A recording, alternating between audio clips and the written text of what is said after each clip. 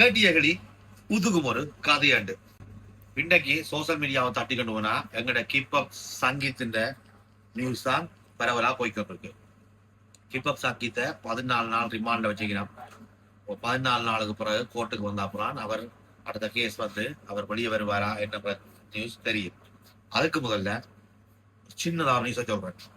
இதே மாதிரி தான் கேரளாவில் வேடன் என்ற ஒரு தம்பிய அவரும் இப்படி பாட்டு படிச்சு அவர்கிட்ட கழுத்தை பிடிச்சி நசிக்கிற மாதிரி அவர்கிட்ட குரல் வலைய நசிச்சவங்க எப்படி நசிச்சவங்கட்டா கேஸ் எல்லாம் போட்டு அவரையும் பாட விடாம செய்து இதே மாதிரி சம்பவம் நடந்தது.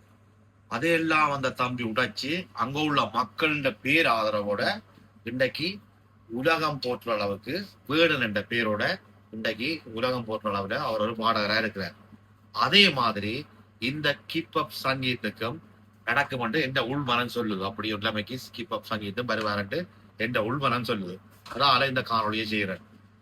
அத்தோட நீங்கள் இந்த காணொலியை பார்க்குற ஒவ்வொருத்தரும் ஈழத்துல இருந்தாலும் சரி புலம்பெயர்ந்திருந்தாலும் சரி நீங்க செய்யற ஒரே ஒரு உதவி நாளைக்கு 6ஆம் மாதம் 6ஆம் தேதி 2026ஆம் ஆண்டு நாளைக்கு கிளிநொச்சி பழைய கச்சேரிக்கு முன்னுக்கு மாபெரும் ஆர்ப்பாட்டம் மட்டும் செய்ய இருக்கணும்.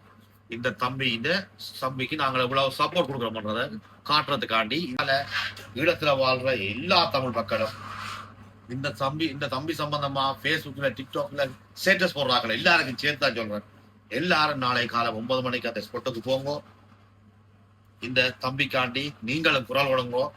இலங்கை அரசா இல்ல உலகமே திரும்பி பார்க்கணும். எங்கட ஒரு பாடகர்கிட்ட ஒரு புரட்சிகரமான ஒரு பாடகரை பிடிச்சி வச்சது விளைவு என்னன்றத இந்த இலங்கை அரசாங்கமும் உலகமும் திரும்பி பார்க்கிற அளவுக்கு ஒரு மாபெரும் ஆர்ப்பாட்டம் நடக்கணும். அந்த ஆர்ப்பாட்டத்துக்கு இலங்கை கவர்மெண்ட் திரும்பி பார்க்கணுமோ ஒரு ஆளை இப்படி ஒரு ஆளை பிடிச்சி எங்களுக்கு அடைச்சா மக்கள் புரட்சி எப்படி வெடிக்கும்ன்றத நாங்கள் சொல்ல போறோம். நாளைக்கு காலையில 9 மணிக்கு புலம்பெயர் நாடுகள் இருக்க நீங்கள் உங்களோட சொந்தக்காரர் தெரிஞ்சாக்கள் எல்லாரையுமே நாளை காலையில அந்த மாபெரும் ஆர்ப்பாட்டத்துல கலந்து கொண்டு இந்த எங்கட கீப் அப் சங்கீத்துக்காண்டி நாங்களும் குரல் கொடுப்போம். ஃபேஸ்புக்லயும் அல்லது டிக்டாக்லயும் ஸ்டேட்டஸ் வைக்கிறத விட்டு போட்டு உணர்வு பூர்வமா அந்த தம்பிக்காண்டி வேலை செய்வோம். அல்லது சட்ட நடவடிக்கைகள் வந்து சயந்தன் சாவச்சியில் இருக்கிற சயந்தன் செய்கிறார் லோயர்.